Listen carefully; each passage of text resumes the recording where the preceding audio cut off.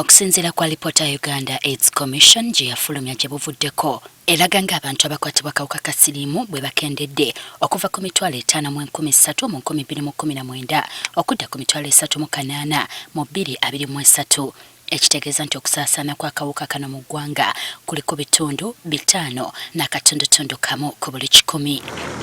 Mu alipoota eno disitulikiti nga Fort Portal yeesingamu okusaasaana kw'akawuka kano nga bali ku bitundu 14 n'akatundutundu kamu ku buli 100 n'eddirirwa Soroti n'ebitundu 12 n'obutundutundu 5 ku buli 100.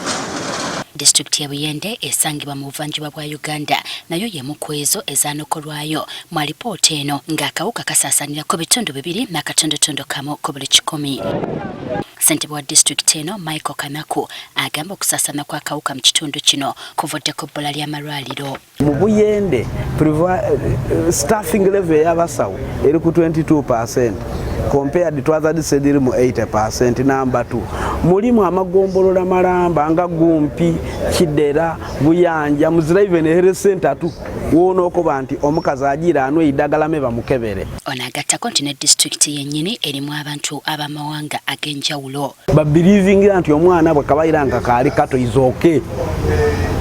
Then 3 abavubi n'abaayi bangi buli lwe mujja okuvuba omukwano bagukola musana bagutuukiriza bwire bagutamu nkola bwire aye empegana abantu bapanga omusana abasada bajja mu maadi basula eyo baleka abakazi ki banaibe babakwana nga bale baki bazirawo. Era nokoddeyo n'obwavu obuyitiridde mu kitundu kino nga kye kiviiriddeko abaana abawala okukemebwa. Omusaada azira kisanganze gengema iwo omukulu ninku emitwalo 10 you refuse aye ngema omwana wa P3 nimu omutwala kati this is wonderful ye idira mangu nga tayidi bikola ki birira ate tibajja kubakebera kubatalinda. Newankubadde nga gavumenti ekoze kaweefube okubunyisa amawulire agakwata ku kawuka ka Mukenenya kana kwagamba amawulire gano gandiba nga abatuuze abamwe Buyende gabayita ku mitwe.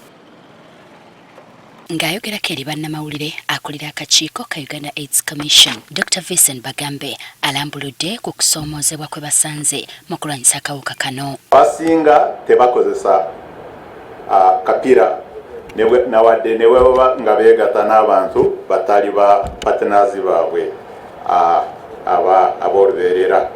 Onategeezeza ng'akawuka kano bekakyegirisiza mu bavubuka abali wansi w'emyaka 35. Abaana ab'obuwala basingira ddala abaana ab'obulenzi kwabo omutwalo gumu kitundu 1,200 baali abaana ab'obuwala. Mu kaweefube w'akawuka kano okufuuka olufumo mu ggwanga we gunaatuukira omwaka 2003 abali ku ddimu lino basabye gavumenti okwongera okussa ensimbi mu nteekateeka zonna ezirwanyisa akawuka ka siriimu. We need therefore to scale up existing and